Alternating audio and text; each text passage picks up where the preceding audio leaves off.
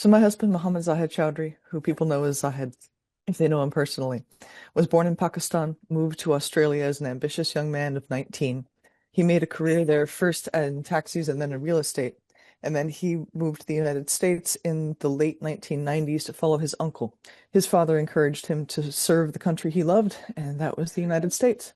So he was very happy to enroll. He was a young, patriotic man, and he wanted to be of genuine contribution to his communities. After a few years, he was injured during training in the process of serving for Operation Iraqi Freedom.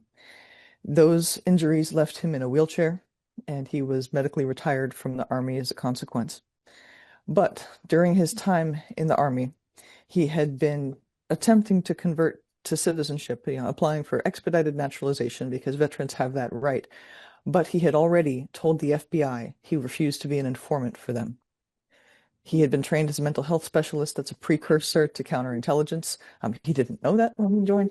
He just wanted to help people. But the FBI approached him shortly after 9/11 and wanted him to inform on the communities on his mosque. They said, just give us a name, you'll have your citizenship, multi-six-figure salary, all kinds of comfortable life. And he refused. He would not throw an innocent person under the bus like that. This was at a time of intense anti-Muslim hate in the United States. So when Zahid said no to that offer, shall we say, from the FBI, they told him directly that his citizenship would not be forthcoming and they would make his life hell. So he has remained a legal permanent resident ever since. They did come up with a pretext for a deportation order in 2008. That has been actively litigated ever since. That is still at the Ninth Circuit Court of Appeals here in the United States, one level below the Supreme Court. And it wasn't until that case had reached just about its conclusion. Briefing was complete. Everything had been referred to the panel to evaluate the merits of our motion for summary judgment in our favor. That same day, USCIS sent him the interview notices to appear on August 21st. And that's the meeting at which they abducted him. They pretended like it was a normal interview, except that the man who came out to meet us, perfectly immaculately dressed, his hands were violently shaking as he evaluated our paperwork that we had to have someone present with Zahid inside that interview because we did not trust their intentions. And he eventually came back and said, no, sorry, this is not sufficient. Zahid has to go alone. Mere seconds after the conclusion of the interview, as I had left the office from USCIS, Citizenship and Immigration Services, ICE, Immigration and Customs Enforcement, were waiting in the hallway for him. They claim, we had to get the congressman to ask them this, they claim that USCIS had told them they were going to not deny Zahid's application to naturalize, but they never told Zahid that.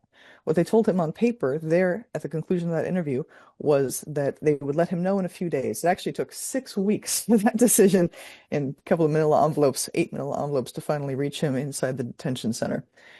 So they didn't tell him they were going to deny him, and yet ICE agents were waiting outside the door. You tell me how that makes sense. He's a decorated, disabled U.S. Army veteran. We have 2 little kids under the age of 3.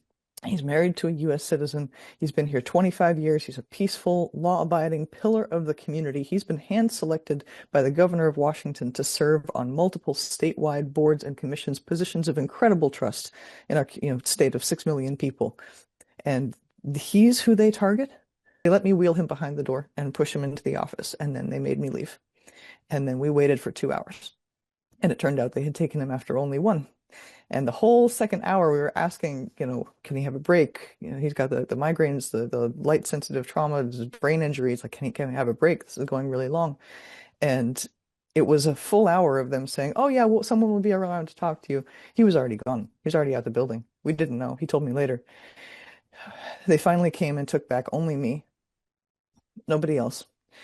And they brought me back. They sat me down in the room and they said, at the conclusion of your husband's interview, he was taken into custody. You're gonna get a call from him from the detention center soon. And I said, on what grounds? And they said, for security reasons, security, privacy, whatever, we can't tell you. I said, the hell you can't. I'm his wife. What did you do to him and why? And they wouldn't tell me. And I asked them how they sleep at night, having ripped the heart out of my family with no warning and no explanation and no mercy. And I asked, how they dared to talk like they were doing me a favor to let me know. On what grounds? On what possible right? So that was that. Uh, we can see him, but it's over glass, behind glass and over phones, like he's some kind of criminal. The kids can't hug him. They can barely hear his voice. Uh, he's been sick. He's being denied the treatment that he needs to keep from going blind. He has thyroid eye disease. He needs infusions on a 3-week basis, and they haven't been getting him those. He's lost weight. The food is terrible. Within the first 8 days he was there, their dinner was 2 pieces of bread one time, another time it was served at 2 a.m., another time it was moldy, and they turned off everyone's communications, which they had been denying him in order to, make it so people couldn't capture the evidence. The one-time dinner was an actual full meal. It turned out there were inspectors coming through, and they wanted to be able to say, "Oh, look, yeah, we feed him this well and better all the time," right? It's a for-profit industry here. It also feels like political retribution because my husband and I are both strongly on the record standing up for the human rights of the Palestinian people. And we know USCIS has recently received instruction to be more aggressive in their enforcement against people like us. This is happening at a time when the legal recourse for immigrants in this country is being shredded and the chessboard tilted and judges intimidated to the point of firebombing their homes in the last few days. So it's very difficult to see how we could have neutral, impartial, genuine justice and adjudication coming out of this. If the Ninth Circuit finds against him, or if they ignore the Ninth Circuit, frankly, possession's 9/10 of the law, and they've got him. Uh, I would, I feel even odds, maybe 50-50 at this point, which is terrifying to think about. He'd be deported to a country he left when he was 19. He would be deported as a veteran soldier, American soldier in a wheelchair. He was a taxi driver for a period of time. At one point, he was giving a fare, a late night fare, that the guy promised would be a short trip, and it wasn't.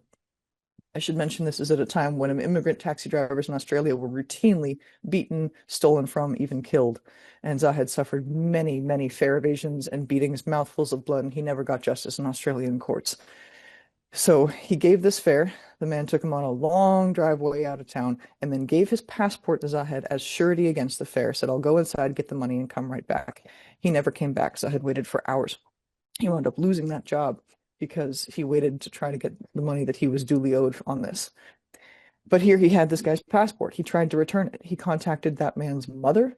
She wouldn't take it from him. He tried to go to the police station to return it, and he was accused of having stolen it. And they told him, "If you try to fight this, it's just going to make more trouble for you. Just plead guilty. Just take the plea deal. It's not going to matter to you. It's not going to be on your record. It's no big deal." He believed them, and he also knew he wouldn't get any justice trying to fight them. A similar thing happened with a credit card that had been used for dozens of taxi fares. So someone had stolen a credit card, used it fraudulently, then left that card in Zahid's taxi. Zahid tried to do the right thing and return it. Chronically naive. Bless his wonderful heart. Uh, and again, he was accused of having stolen it. That person pocketed the card and turned it in for the reward themselves.